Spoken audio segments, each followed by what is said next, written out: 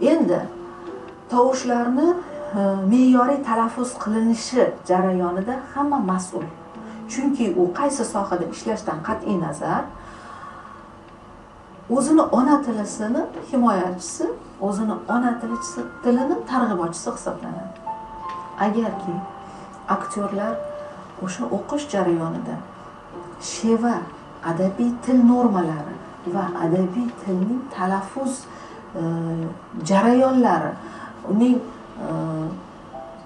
so'zlashish jarayonida unga qo'yiladigan urg'u yoki bo'lmasam o'sha tildagi eng asosiy so'zni boshiga va ikkinchi qismiga so'z urg'usi, mantiqiy urg'ularga ahamiyati, buni bir-biridan farqini o'zlashtirmas ekan, bu ko'r-ko'rona rol yodlash bilan o'tib ketaveradi uni umri. Har bittasi sahna nutqi fanida mukammal o'tiladi. Qachonki o'sha aktyor buni meni nonim, bu meni hayotim so'z ekan, so'z san'ati ekan deb qabul qilsa, u albatta uni tilida nechta va qanday nutqiy kamchilik bo'lmasin, u tuzatishga harakat qiladi, uni o'sha irodasi bilan erishadi. Bugungi kunda aktyorni o'ziga ham ko'p narsa bog'liq bo'lmayapti nazarimda. Nazarimda bu yerda mas'uliyatni ko'proq o'zini bo'yniga rejissyorlar olish kerak. Agarki o'sha aktyor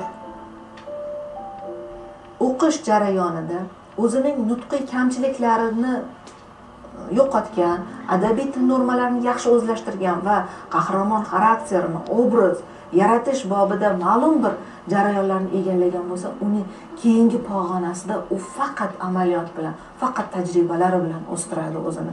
Qobiliyatini ham, nutqini ham va hokazo, mahoratini ham. Bunga bevosita nazoratni rejissyorlar olishi kerak.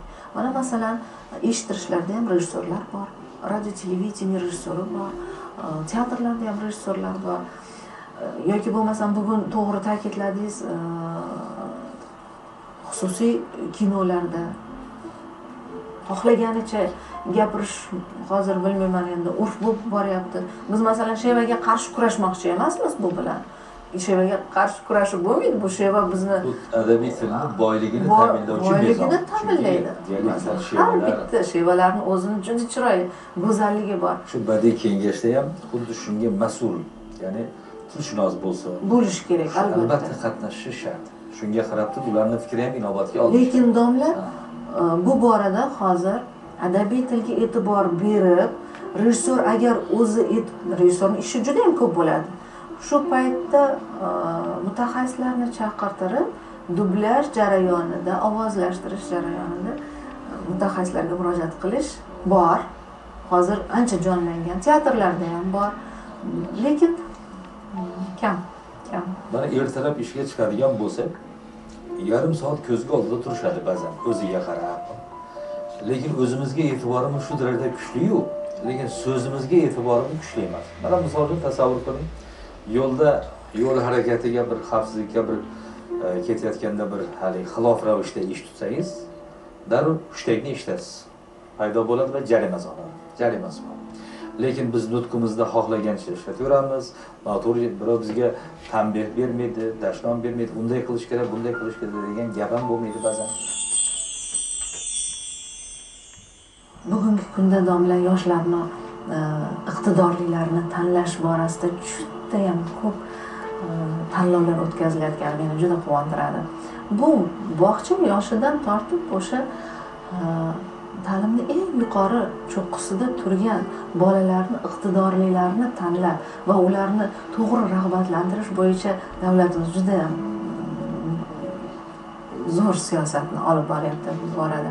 Televizor orqali, radio orqali ularni chiqishlarini ko'rib, ularni fikrlash qobiliyatini ko'rib yoki bo'lmasam texnika sohasida biron bir yangilikka erishib, buni jarayonlarini, tadqiqotlarini, jarayonlarini nihoyatda bir g'urur bilan ifodalab berayotgan bolalarni ko'rib, so'z boyligi, ularni tafakkurini kengligi, mushohadasi chuqur ekanligini ko'rib hayratlanadigan yoshlarimiz ham bor.